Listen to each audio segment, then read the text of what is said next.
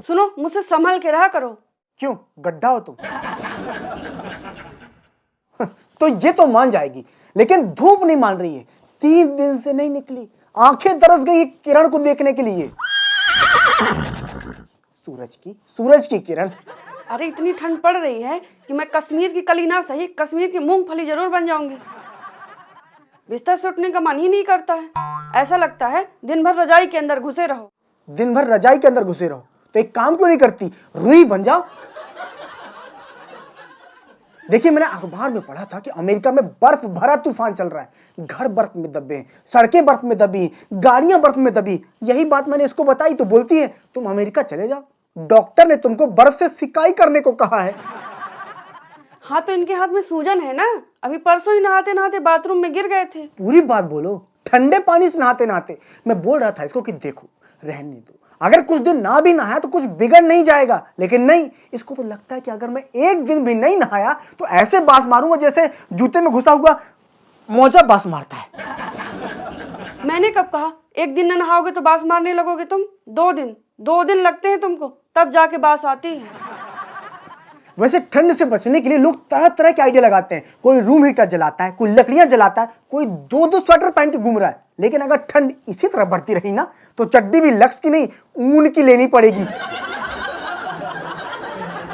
वैसे हमारा एक दोस्त है, उसने बताया कि ऊन की तो नहीं, लेकिन वो चड्डियां 2 पहनता है आजकल, यानी कि परत के ऊपर परत।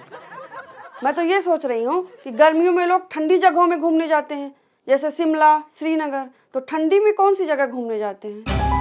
मैं नहीं बताऊंगा, नहीं तो तुरंत बोलेगी कि ले चलो। वैसे ठंडियों में लोग पहाड़ों में बर्फ देखने जाते हैं। हम भी चलेंगे। देखिए, मुझे ये समझ में नहीं आता कि जो लोग ठंडियों में अपने घर में एक कमरे से दूसरे कमरे में नहीं जाते, वो ठंडियों में घूमने के लिए और ठंडी जगहों में जाते हैं। तो क्या चाहते हो, ठंडियों में लोग ज्वालामुखी देखने जाएं? घूमने का मजा ठंडियों में ही आता है। पहाड़ों में सफेद सफेद बर्फ होती है, हरे हरे पेड़ होते हैं, शुद्ध हवा होती है। देखो, सफेद सफेद बर्फ, हरे हरे पेड़ और शुद्ध हवा सपने हैं हमारे, और सर्दी खांसी जुकाम हकीकत है। अरे मेरे सामने कोई शिमला कहता भी है ना तो पहाड़ वाला शिमला बाद में, वो मिर्च वाला शिमला मिर्च पहले याद आता है। लेकिन कोशिश पूरी करेंगे हम कि जिंदगी में कम से कम एक बार वहां की सुंदरी देखें, मतलब वहां की सुंदरता देखें अपनी सुंदरी के साथ। वैसे ठंडियों में लोग चाय ज्यादा पीने लगते हैं। मैं भी यही वाली लाइन बोलने वाला था, बस उसमें चाय नहीं थी। ठंडियां आते ही लोग ज्यादा पीने लग जाते हैं। और क्या, कल शाम को मैं गाड़ी से जा रहा था, बगल में दारू का ठेका था। इतनी भीड़ थी वहां कि अगर मैं पहले नहीं जाता तो फंस जाता।